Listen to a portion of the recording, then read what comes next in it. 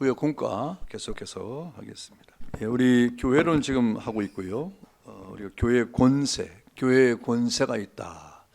교회 권세가 뭘까? 교회가 뭐 특별히 권세가 없는 것 같은데 뭘 도대체 권세가 있을까라고 생각이 들지만 정말 하나님께서 교회에 권세를 주었습니다. 이 권세가 교회를 교회답게 하고 교회를 하나님의 나라로 이렇게 세워가도록 하는 거죠. 근데 우리가 눈에 보이지는 않는 것 같지만 이런 권세로 하나님의 교회가 든든히 세워지게 되는 것입니다.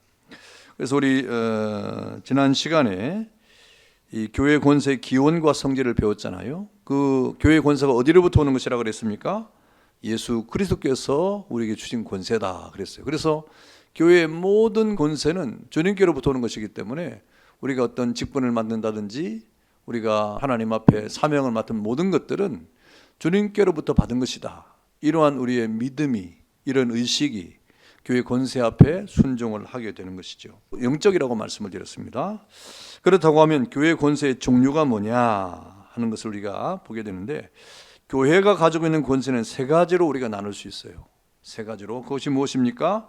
가르치는 권세, 다스리는 권세, 봉사의 권세 그렇습니다. 뭐 앞에 가르치는 권세나 다스리는 권세는 뭐 우리가 좀 이해가 되는데, 봉사하는 것도 권세인가? 그렇습니다. 여러분, 우리가 세례 공부를 할 때 세례 교인의 권리가 있어요. 세례 교인의 이 권리는 권세와 같은 것인데, 다시 말하면 교회는요 아무나 봉사할 수 있는 게 아닙니다. 여러분, 우리가 간단하게 생각해도 나라의 어떤 봉사직, 다시 말하면 나라의 이 복록을 먹는 정부에 있는 사람들도 다 이게 사실은 어찌 보면 봉사직이거든요. 그런데 아무나 합니까? 뭔가 실력을 겸비하고 뭔가 거기에 합당한 재능이 있는 사람만 할 수 있는 거예요. 아무나 할 수 있는 게 아닙니다. 봉사가 아무나 할 수 있는 게 아니에요. 여러분, 그리고 우리 봉사라고 해서 아무나 막 이렇게 할 수 있는 거 그렇지 않습니다. 이 세상에서 봉사도 마찬가지예요. 어디 어떤 특정한 곳에 봉사를 간다고 할 때 그 봉사에 합당한 재능이 있는 사람이 가는 것이지 아무나 봉사하는 게 아닙니다. 그래서 봉사가 우리가 어떻게 생각하면 아무나 할 수 있는 것 같지만 그렇지 않습니다. 교회에서의 봉사는 뭐냐? 세례 교인만 할 수 있는 특권이에요. 예수 안 믿는 사람이 교회 안에서 와서 봉사할 수 있습니까? 그럴 수 없습니다. 교회 안에 찬양대를 누가 하느냐? 세례 받은 사람이 할 수 있는 거예요. 성도만이 할 수 있는 특권이라 이 말이죠. 그래서 교회의 권세 안에 이 봉사하는 권세는요, 이거는요 정말 우리에게 주어진 특권이고 이것은 우리에게 권리입니다. 그래서 여러분이 어떤 일에 봉사한다고 것은 여러분이 하나님 앞에서 받은 굉장한 권세와 특권을 누리는 것으로 우리가 믿는 것이 그것이 합당한 것입니다. 그래서 이 세 가지 권세가 있는데, 가르치는 권세, 다스리는 권세, 봉사하는 권세. 그래서 성경에 보면 예배를 뭘로 해석했냐면 봉사로 해석했어요. 서비스라고 했습니다. 예배하는 것도 성경에 봉사로 해석해놨어요. 그러니까 예배가 봉사적 권세인 겁니다. 우리가 행할 수 있는. 자, 그래서 오늘 이 첫 번째 가르치는 권세에 대해서 배워볼 텐데요. 이 교회 권세 가운데 가르치는 권세는 바로 교리권을 말하는 것입니다. 다시 말씀이죠. 말씀에 대한 권세입니다. 그래서 이 가르치는 권세라고 하는 것은 바로 하나님의 말씀을 가르치는 것을 말하는 거예요. 하나님의 말씀. 그래서 하나님의 교회는 이 하나님의 말씀의 권세가 있는 곳이다. 그러니 여러분, 이 교회 안에서 하나님 말씀의 권세 앞에 누가 감히 아니요 할 수 있습니까? 그럴 사람이 아무도 없어요. 하나님의 말씀의 권세 앞에 아니요 할 사람이 아무도 없어요. 다 하나님 말씀 앞에서는 예, 아멘 할 수밖에 없는 것입니다. 그래서 교회는 교회 밖에 있는 자들에게 하나님의 말씀을 선포하여 진리의 증인이 됨으로써 가르치는 권세를 행해야 된다 그랬습니다. 여러분, 그래서 여러분, 교회가 이 말씀의 권세, 가르치는 권세를 행하기 위해서 복음 전파를 하는 거예요. 이런 권세가 세상에 나타날 때 예수 믿지 않는 사람 가운데 믿기로 작정된 자들이 그 말씀의 권세의 말씀을 듣고 돌아오게 되는 겁니다. 그게 전도가 되는 거예요. 그게 전도인 거예요. 그래서 교회는 문을 열고 구원받기로 작정된 자를 초청하는 일에 교회가 가진 말씀의 권세를 강력하게 행사해야 된다. 여러분, 다시 말하면 우리가 강력하게 선택과 집중을 통해서 복음 전해야 된다는 말입니다. 여러분이 기도하고 있는 사람 위해서 기도하고 기도할 뿐 아니라 그 사람을 위해서 복음을 전하는 일 앞에 강력한 말씀의 권세를 행사해야 된다는 것이죠. 요한계시록 11장 3절을 다 같이 한번 읽어보겠습니다. 요한계시록 11장 3절 다 같이 시작. 내가 나의 두 증인에게 권세를 주리니 그들이 굵은 베옷을 입고 1260일을 예언하리라. 두 증인에게 권세를 주기. 두 증인이 뭐냐면 교회예요. 두 증인이 교회인데 교회에게 뭘 주겠다고요? 권세를 주겠다. 어떤 권세입니까? 말씀을 전하는 권세. 그래서 여러분이 입을 벌려 전도하는 건요, 그 권세를 나타내는 행위가 되는 거예요. 마태복음 24장 14절을 다 같이 한번 읽어보겠습니다. 마태복음 24장 14절 시작. 이 천국 복음이 모든 민족에게 증언되기 위하여 온 세상에 전파되리니 그제야 끝이 오리라.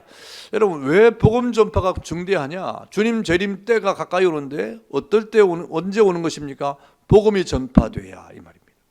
그 말씀의 권세가 행해짐으로 복음이 전파되는 그 순간에, 모든 민족에게 복음이 전파되는 그 순간에 주님께서 다시 오시는 세상 끝날이 된다고 말씀하고 있죠. 그래서 교회는요, 이 복음 전파의 권세를 행해야 되는 거예요. 이것이 교회가 받은 권세입니다. 그리고 이 교회가 받은 이 복음 증거의 하나님 말씀의 선포의 전파는 교회 밖에 있는 사람들에게 복음을 전하는 것도 물론 필요하지만 또 교회 안에 성도들에게도 계속돼야 되는 거예요. 우리가 한 번 예수 믿는 것으로 끝나는 것이 아닙니다. 여러분, 우리가 한 번 예수 믿는 그 순간이 뭐라 그럽니까? 신학적으로 말하면 중생받았다 그러죠. 거듭났다고 말하잖아요. 거듭났다고 말해요. 새로 났다 이 말입니다. 그럼 새로 난 것으로 끝나는 것인가? 아니잖아요. 우리가 아이가 태어나면 방치해도 어떻게 돼요? 죽죠. 그럼 어떻게 됩니까? 진자리 마른 자리 가라앉으시며 하면서 아이를 길러내야 되는 거예요. 먹여야 됩니다. 입혀야 됩니다. 영양을 공급해 줘야 됩니다. 감기 들지 않도록 계속해서 돌봐줘야 됩니다. 그것이 필요한 것이죠. 그것이 뭐냐? 교회 안에서도 마찬가지. 교회 안에서도 성도들에게, 구원받은 성도들에게 하나님 말씀은 계속 필요할 거예요? 필요하지 않을까요? 필요합니다. 그래서 예수님 말씀을 듣는 거예요. 그래서 성도들에게 하나님의 말씀을 선포해서 저들을 구원에 이르도록 하는 것뿐만 아니라 영혼을 말씀으로 양육하고 진리의 증언과 교사가 되게 하는 일에 가르치는 권세를 행사하도록 하는 겁니다. 교육과 양육의 권세죠. 바르게 자라가게 하고 하나님의 자녀답게 성장하게 하고 믿음으로 자라게 하는, 여기에 꼭 필요한 것이 뭐냐? 하나님의 말씀이라고 하는 것입니다. 그래서 교회 밖에도 하나님의 말씀의 권세를 통하여 구원받기로 작정된 자들을 주께로 인도하는 그런 일들을 하지만 또 교회 안에서도 하나님의 말씀이 전파되어야 되는 이유는 뭐냐? 교회 안에서 우리가 하나님 말씀을 구원받은 자들에게도 하나님 말씀은 우리의 영적인 양식이 되는 거죠. 그래서 교육과 양육의 권세가 말씀으로 이루어지는 겁니다. 디모데전서 4장 1절 다 같이 시작.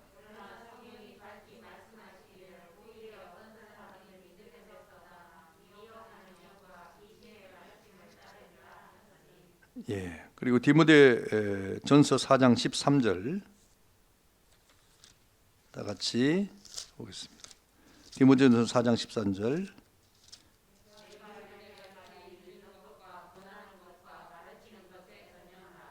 예.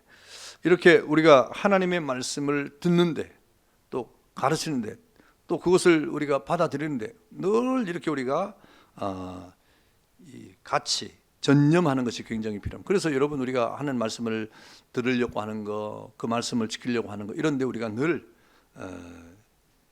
함께 전심을 다해야 되는 것입니다. 그 다음에 마태복음 28장 18절, 19절, 20절 다 같이 한번 읽을까요?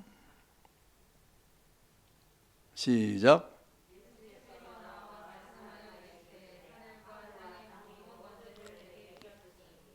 그러므로 너희는 가서 모든 민족을 제자로 삼아 아버지와 아들과 성령 이름으로 세례를 베풀고 내가 너에게 분부한 모든 것을 가르쳐 지키게 하라. 볼지어다 내가 세상 끝날까지 너희와 항상 함께 있으리라 하시니라. 아멘. 여러분, 이렇게 우리가 이렇게 이 하나님의 말씀을 듣는 것은 우리의 영혼이 또 우리의 삶에 굉장히 유익한 것이죠. 그래서 이러한 모든 일 앞에 우리가 마음을 같이 하는 것이 굉장히 중요한 것입니다. 이렇게 이 하나님의 말씀의 권세는 교회 밖에서도 행해야 될 뿐 아니라 교회 안에서도 우리에게 꼭 필요한 것이다 하는 것입니다. 그러면서 우리는 그 하나님의 말씀을 어떻게 되냐, 이렇게 중요한 하나님 말씀을 어떻게 될까요? 우리는 보존하고 또 그것을 수호해야 돼요. 하나님의 말씀을 잘 지키는 것, 그 보존함으로써 이 권세를 행해야 되는데 이것이 바로 말씀의 수호권과 보존의 권세인데요. 왜냐? 그 보화를 우리가 받았다 이 말이에요. 하나님의 말씀 보화를 받았어요. 그러니까 보화를 어떻게 됩니까? 우리는 지키는 것이 굉장히 중요한 것입니다. 우리가 그 보화를 지키는 자로 하나님이 우리를 삼았다 그 말이죠. 그러므로 교회는 이 하나님의 말씀을 지키는 것이 굉장히 중요한데 이 말씀을 무너뜨리려고 하는 것이 얼마나 많습니까? 에덴 동산에서부터 이런 일이 벌어졌잖아요. 여러분, 에덴 동산에서 하나님의 말씀이 뭐예요? 동산에 있는 모든 과실을 다 먹어라, 임의대로 다 먹어라 이 말입니다. 그런데 동상 중앙에 있는 선악을 알게 하는 나무 열매는 어떻게 하라 이 말입니까? 먹지 말아라. 이게 하나님 말씀이에요. 이 말씀이 저들에게 생명이에요. 그런데 여러분 어떻습니까? 이 악한 영들은 어떻습니까? 늘 이 말씀을 어떻게 하려고 그래요? 무너뜨리려고 해요. 이 말씀을 흔들려고 해요. 이 말씀을 공격하려고 해요. 이 진리를 손상시키려고 해요. 여러분, 성경에 있는 그 가르침에 대해서 우리가 자꾸 여지를 두고 손상시키면, 내 형편 따라 손상시키고 내 처지 따라 이렇게 말씀을 왜곡시키면 안 되는 거예요. 안 되는 건 안 되는 것이죠. 그런데 여러분, 우리 입장 따라서 변하고 우리 입장 따라서 바뀌는 말씀이 될 수는 없는, 그렇게 바뀌다 보면 나중에는 그것이 하나님 말씀이 될까요? 전혀 되지 않죠. 그래서 우리는 하나님의 말씀에 대한 보존을 할 줄, 교회가 하나님 말씀에 대한 보존을 할 줄, 그래서 여러분 하나님 말씀을 그 말씀대로 전하는 것을 여러분 좋아해야 됩니다. 기뻐해야 됩니다. 감사해야 됩니다. 늘 사람의 어떤 이런 가려운 데를 긁어주고 우리 사람이 듣기 좋은 그런 설교를 하고 하나님 말씀을 전하는 것을 좋아하면요, 큰일 납니다. 서로 큰일 나는 거예요. 뭔가 그 말씀이 우리에게 따가운 질책이 될 수도 있고 우리 영혼을 좀 이렇게 아프게 하는 그런 말씀이 될 수 있을 때 그 말씀이 살아있는 거예요. 그 말씀이 하나님 말씀 되는 거예요. 그런 우리의 어떤 하나님 말씀의 보존이 우리에게 반드시 필요하다. 그래서 이 진리를 조금도 손상됨이 없이 우리는 전해야 될 필요, 우리도 그것을 받아야 되지만 우리 후손들에게 전해야 되는 것입니다. 그래서 하나님 말씀을 하나님 말씀되게 선포하는 것이 교회가 가진 권세인 것입니다. 디모데후서 1장 13절 14절 다 같이 한번 읽어볼까요? 다 같이 시작.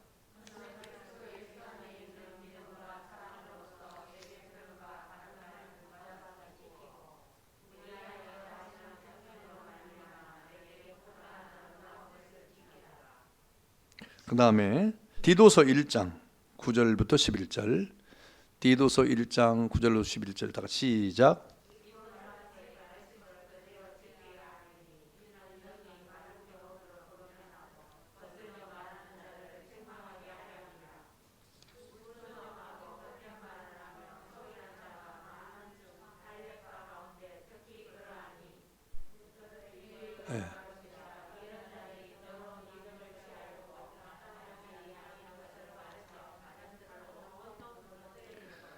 이렇게 뭔가 하나님 말씀을 위배하는 자들은 그걸 무너뜨리려고 하는 거죠. 자기 입장 따라 해석하려고 하는 것이죠. 여러분, 그래서는 하나님 말씀대로 되지 않는 것입니다. 그리고 늘 경계를 해야 되는 것입니다. 그래서 이 가르치는 권세는 하나님의 말씀과 교육을 말하는 거예요. 여러분, 우리 교육이 어디에서 이루어집니까? 우리 교회에 교육기관 있잖아요. 우리 교육기관에서 벌어지는 설교 다 교육이에요. 교육 설교를 하는 거예요. 하나님 말씀을 가르치는 거예요. 우리 교사들도 아이들을 교육하는 거예요. 이런 교육에 가르치는 권세가 나타나는, 그러니까 우리 교사들이 그 권세를 행사하는 것입니다. 정말 대단한 권세를 행사하는 것입니다. 그러니 그 권세가 얼마나 복된 것입니다. 교사로 세움을 받았다는 것이 얼마나 큰 권세를 받은 것인가 하나님 앞에서 우리는 생각할 줄 알아야 되는 겁니다. 그런 권세를 가지고 우리가 살고 있는 겁니다. 그러므로 교회 안에서 목사의 설교는 여러분 권세의 핵심이 되는 거죠. 그래서 강단에서 선포되는 하나님의 말씀이 교회가 교회로서 하나님의 나라를 세워가고 또 하나님의 권세를 행하는 데 가장 핵심적인 것이 설교입니다. 그러므로 여러분 이 하나님의 말씀은 말씀대로 전파되어야 되는 거예요. 여러분이 뭐 형편과 맞지 않고 우리의 지금 현재 우리의 삶과 맞지 않는 일이라 하더라도 그 말씀은 말씀대로 증거되는 것이 합당한 것입니다. 그리고 이 목사의 설교는 그냥 하는 게 아니에요. 언제든지 그 기초가 무엇인가? 성경입니다. 성경이 기초이고 성경을 기초한 것이 이제 신조죠. 크리드라고 하는 신조죠. 그래서 그 설교는 언제든지 성경과 신조, 신앙 고백서를 기초하고 이렇게 전파가 되는, 그럴 때 하나님의 말씀이 살아있고 그 말씀이 우리에게 교육이 되고 그 말씀이 우리에게 생명이 되고 그리고 이렇게 우리는 교회의 권세를 잘 행사할 수가 있게 되는, 이게 변질되면 안 돼요. 요즘에 얼마나 많이 변질되는지 모릅니다. 그런 유혹들이 얼마나 많은지 몰라요. 이 가르치는 권세가 이제 요즘에 가르치는 것이 아닙니다. 도리어 성도들에게 호응해주고 성도들 마음에 어떤 맞는 말을 해주는 이런 시대가 돼버렸어요. 하나님 말씀을 보면 그렇지 않지 않습니까? 그래서 우리는 하나님 말씀의 권세를 바르게 세워가야 되는 것이죠. 그래서 이 목회에 있어서 설교의 중요성에 대한 부분이 여기 있는데요. 칼빈은 설교 사역은 그리스도의 대리 사역이며 설교가 없이는 그리스도의 구원이 전달되지 않는다고 하였다. 그러므로 설교자는 그리스도의 말씀을 맡은 사신이요 청직이며 최고의 교사라고 하였다. 그러므로 설교는 인간의 일에 속한 것이 아니라 하나님의 일, 곧 하나님의 나라에 속한 사역이 된다 그랬어요. 이거는 목회자뿐만 아닙니다. 여러분 교사들도 마찬가지예요. 또 구역장도 마찬가지죠. 다 가르치는 권세를 받은 사람, 여러분이 가르치는 권세를 받은 사람이에요. 그러니까 그 권세를 행사할 줄 알아야 돼요. 여러분이 그런 권세를 행할 때 구역이 살아나는 겁니다. 그냥 하는 게 아닙니다. 그럼에도 흔히 설교는 목회 사역의 어느 한 부분을 차지하는 것으로 착각하는 경우들이 있다. 다시 말하면 설교와 행정, 전도, 선교, 교육, 신방, 재정, 상담 등과 같이 목회 요소 중의 하나라고 생각하는 것이다. 또한 설교를 예배의 한 요소 정도로 생각하는 경우도 있다. 찬송기도, 신앙고백, 헌금, 성가대, 찬양 등의 예배 순서 가운데 하나요 요소 정도로 생각하는 경우이다. 그러니까 이 설교를 그래프 있죠? 그래프 두 개가 나오는, 첫 번째는 뭡니까? 설교가 목회의 한 부분으로 생각하는 경우인 거예요. 그래서 목회가 100%라고 하면 그 가운데 행정도 있고 전도도 있고 선교도 있고 교육도 있고 신방도 있고 상담도 있고 설교도 있는, 설교가 그 부분의 하나라고 생각하는 경우인 것이죠. 이러면 사실은 목회가 잘 되는 것 같지만 그렇지 않습니다. 하나님의 말씀에 권세가 행하지 않는 거예요. 설교는 하나님의 말씀을 선포하는 것이므로 예배의 중심이며 하나님의 살아계신 말씀이 목회 전반을 주장하는 것이므로 목회의 구심력이요 원심력이 된다. 그러므로 설교가 목회 사역의 전 부분을 주장해야 하는데, 설교가 신방을 하고 설교가 행정을 주장하고 설교가 상담을 주장하고 설교가 교육을 주장하고 설교가 정치, 선교 등을 주도해야 한다. 다시 말하면 모든 목회의 중심은 설교에 있다. 왜? 설교가 그냥 설교가 아니라 하나님 말씀이 중심이라 이 말입니다. 하나님의 말씀의 권세가 모든 목회의 중심이라 이 말입니다. 그래서 사실상 이 설교가 그것을 녹여내야 돼요. 설교를 통해서 선교도 얘기해야 되고, 설교를 통해서 하나님 말씀을 통해서 하나님 말씀이 지향하고 있는, 하나님 말씀이 우리에게 행하고 있는 행정이 뭐냐, 신방이 뭐냐, 이런 것들을 이 하나님 말씀 안에서 우리가 깨달아내야 되는 것입니다. 그래서 설교를 들으면서 여러분은 신앙생활을 하는데 그 말씀이 우리의 삶과 생활의 전부가 아닙니까? 그러니까 사실은 이 말씀의 전파, 설교라고 하는 것은 여러분 우리 신분주의 목회의 철학이라고 할 수가 있다 하는 것입니다. 데살로니가전서 2장 13절 한번 읽어볼까요? 시작.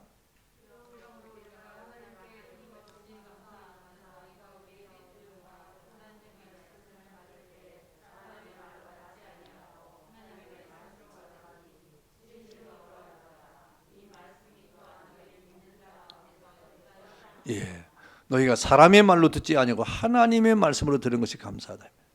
늘 우리가 이렇게 하나님의 말씀으로 들을 때 우리의 인격이 변화가 되고요, 우리 삶이 변화가 되고 그 말씀이 우리의 삶을 바꿔가는 거예요. 그러니까 이 하나님 말씀이 우리 인생 전반을 주장하는 것처럼 하나님 말씀이 목회 전체를 주장하게 되는 것입니다. 그리고 히브리서 4장 12절을 다 같이 읽습니다. 시작.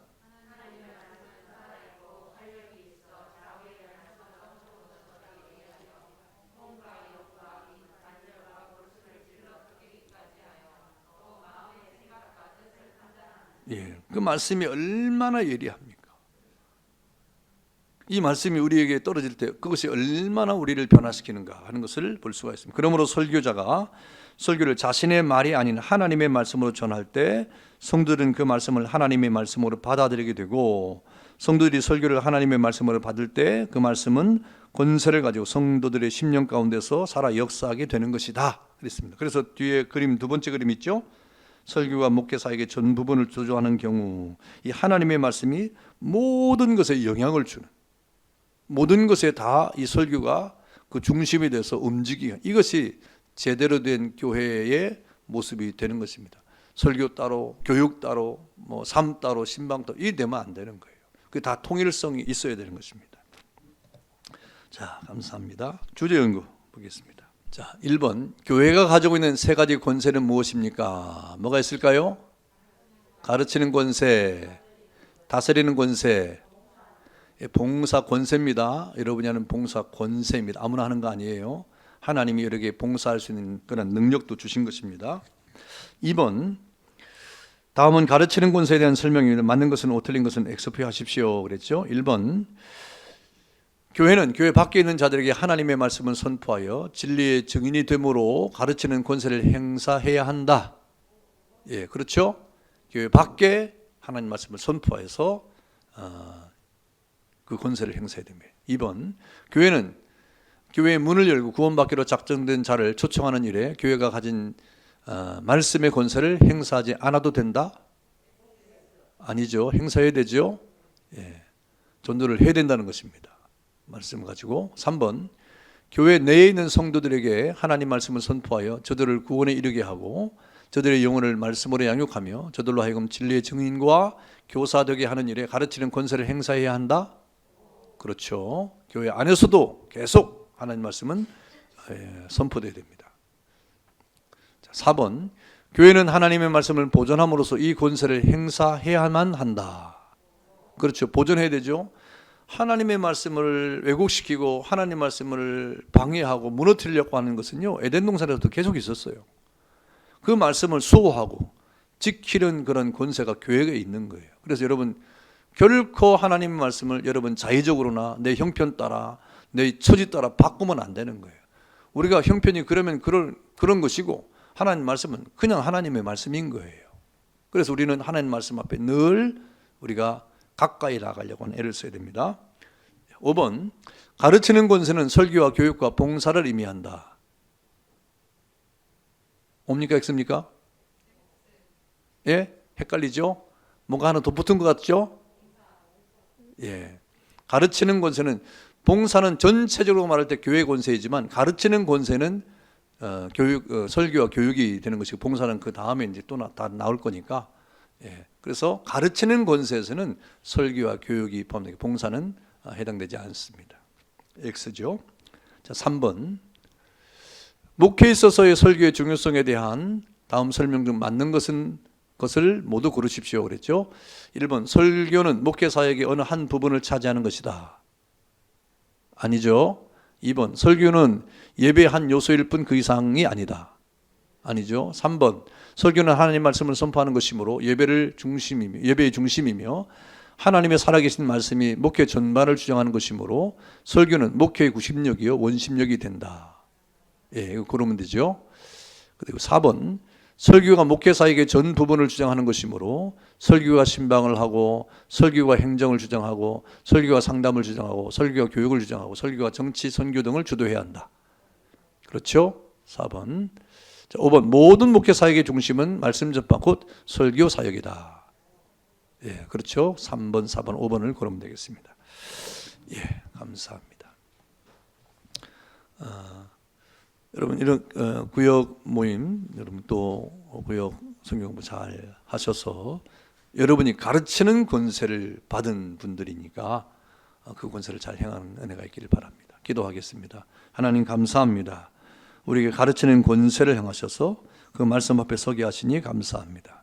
하나님 말씀을 그대로 증거하며 우리 형편과 처지대로 왜곡하고 또 그것을 변화시키는 것이 아니라 말씀을 말씀되게 함으로 하나님의 권세를 세워가는 우리 모든 구역장님들 되도록 은혜를 베풀어 주옵소서.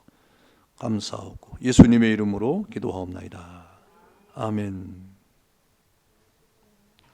감사합니다.